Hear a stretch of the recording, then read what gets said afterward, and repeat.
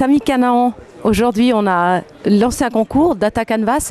C'est quoi l'objet de ce concours ? L'objet, c'est de mobiliser à la fois des compétences en matière d'outils numériques, de création numérique, autour d'un vrai enjeu de société qui est la pollution. Donc il y a 7 villes du monde, y compris en Inde, en Chine, en Europe, bien sûr Genève, qui vont livrer leurs données liées à la pollution en milieu urbain. Et donc déjà, on va rendre public ces données. Donc c'est tout l'enjeu de ce qu'on appelle le open data, c'est que tout ce qu'on a comme données informatiques sur des enjeux de société au sens large soit rendu public. Évidemment pas les données individuelles, mais les données collectives. Et qu'ensuite des artistes travaillent là-dessus pour faire de la création. On sait que l'art en matière numérique peut être illimité. Et donc un regard décalé. Il y aura une exposition en avril. Donc c'est vraiment un concours international. Et c'est vraiment parti de Genève, de la conférence LIFT, que nous accueillons depuis 10 ans avec grand plaisir.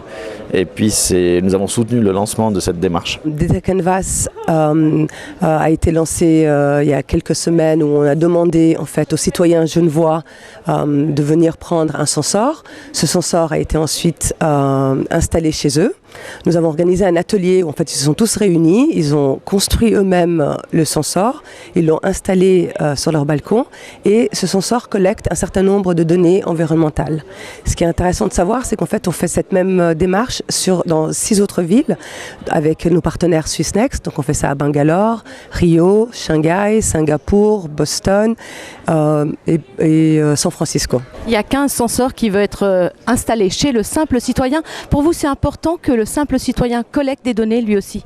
Oui, parce que ça démystifie l'idée que c'est réservé à des spécialistes, Ça montre que chacun peut être acteur de sa société et pas seulement subir les choses. Typiquement la pollution, bien sûr c'est un enjeu qu'on ne peut pas régler du jour au lendemain, mais le fait d'impliquer les gens, ça rend accessible à la fois les méthodes, les outils, ça les met en contact avec des spécialistes ou avec des artistes et en plus ils seront d'autant plus intéressés aux résultats. Olivier Delars, pourquoi avoir accepté de prendre chez vous un sensor ? Eh bien écoutez, c'est un projet qui m'intéressait parce que je sais qu'il y a une centaine de personnes dans le monde qui participaient à ce projet. Donc la notion de réseau m'intéressait beaucoup. C'est des senseurs qui travaillent sur l'environnement, c'était pas forcément le point d'entrée qui m'intéressait le plus, mais c'était plus la notion de réseau, de partage d'informations. Et puis on se retrouve maintenant à communiquer sur Facebook ou sur d'autres plateformes avec des personnes qui sont aux 4 coins du monde, qui vous livrent leurs petits problèmes de réseau ou de senseurs.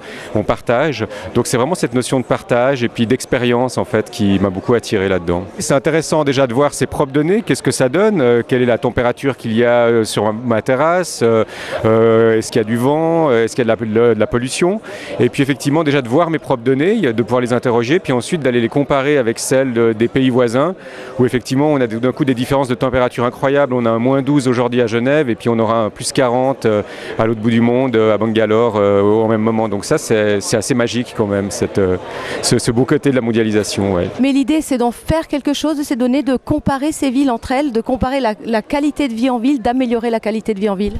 Alors sans faire un classement au sens d'un hit parade, mais c'est vrai que ça permet de situer les villes les unes par rapport aux autres. Et puis ça va être une pierre au débat. Le projet lui-même ne va pas régler le problème de la pollution, mais le simple fait qu'on fasse un débat public d'une manière, je dirais, décalée et créative, ça change des rapports classiques qui sont indispensables, ça ajoute. Et donc ça va accélérer le débat, la pression de dire voilà, il faut des solutions, il faut moins de trafic en ville, moins d'industrie en ville et ainsi de suite.